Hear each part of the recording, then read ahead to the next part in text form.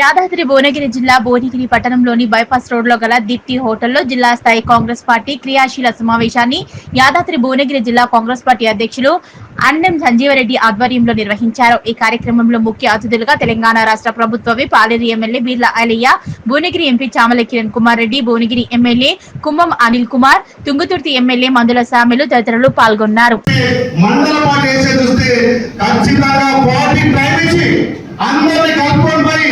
అలాంటి వ్యక్తిని మండల పార్టీ చేసుకొని మండలాలు అయిన తర్వాత ఇలా ప్రతి కాన్ఫరెన్స్ కి 2 బ్లాక్లు ఉంటాయి.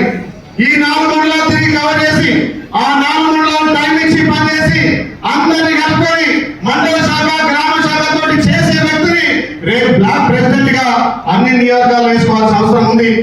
వీటి తదనంతరం మళ్ళా జిల్లా పార్టీకి అందరికి అనువైన వ్యక్తి అన్ని విధాల అందుబాటులో ఉండి ఎవరైతే ఉన్నారో జిల్లా పార్టీని కూడా చేసుకొని దాని తదనంతరం కార్యాచరణ తోటి ఇప్పటి నుంచే 3.5 సంవత్సరాలున్నా తప్పకుండా భవిష్యత్తులో రేపు వచ్చే ఎలక్షన్ లో రాహుల్ గాంధీ గారు ప్రధాని కావాలి, తిరిగి ఇక్కడ కాంగ్రెస్ పార్టీ అధికారం రావాలంటే గ్రామ స్థాయి పటిష్టం చేయాలి.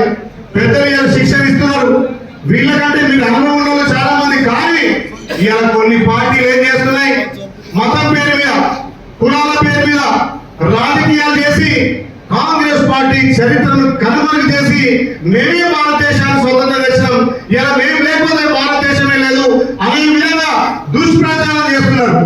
మరి వాళ్ళు అట్లా ప్రచారం చేసినప్పుడు మన కాంగ్రెస్ సైనికులు ఎందుకు పనిచేయదు? పెద్దలు మా సామాన్య చెప్పిండు, కాంగ్రెస్ పార్టీ చరిత్ర చెప్పిండు.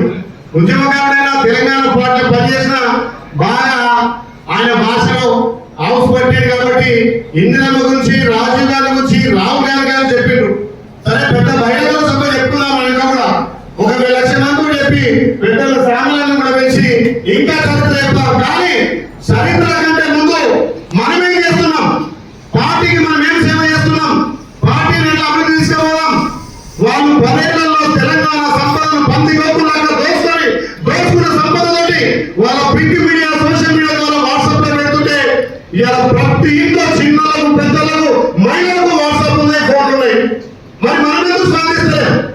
10 ఏళ్ళు ఇబ్బంది పడి మీ అందరి కష్టం వల్ల ఇలా ప్రజాపాలన ఏర్పడి గౌరవ ముఖ్యమంత్రి రేవంత్ రెడ్డి గారు చేసే పనులు కానీ, మీ నియోజకాలు మీ ఎమ్మెల్యే చేసే పనులు కానీ, కేంద్రంలో మన రాహుల్ గాంధీ గారు పార్లమెంట్ లో నివేసినటువంటి వాటన్నింటినీ మరి ఎందుకు ప్రచారం చేయలేకపోతున్నాం?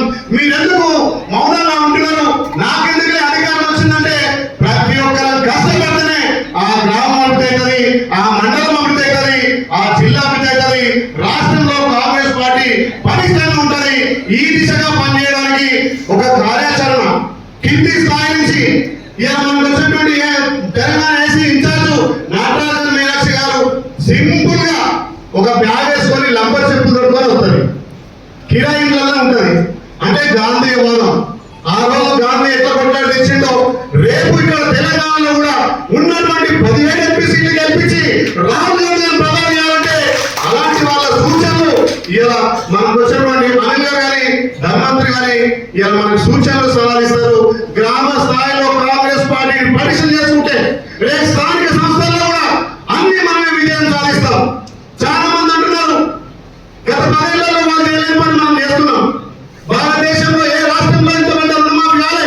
25 లక్షల మందికి 2 లక్షల రుణమాఫీ చేస్తాం. రైతు భరోసా చేస్తున్నాం, మొదటి విడత, రెండో విడత కూడా 4.5 ఎకరాలు పడేసినాం. వాళ్ళు చేసిన అప్పులకు రాష్ట్రం అప్పులు పాలైంది కాబట్టి వాళ్ళు చేసిన అప్పులను కూర్చుంటూ మనం ఇచ్చిన హామీ ఇస్తున్నాం. 10 ఏళ్ళుగా ఒక రేషన్ కార్డు ఇవ్వదే మన గౌరవ మంత్రి ముఖ్యమంత్రి గారు గౌరవ ఉత్తమ్ కుమార్ రెడ్డి గారు ఇలా అర్హులందరికీ రేషన్ కార్డు ఇస్తున్నారు. ఇలా రెవెన్యూ శాఖ మంత్రి గారు ఇలా భూపాలు తెచ్చిండు. ధరణి వల్ల నాకు తెలిసి అందరూ కూడా ఈ సమస్యలు ఉన్నాయి.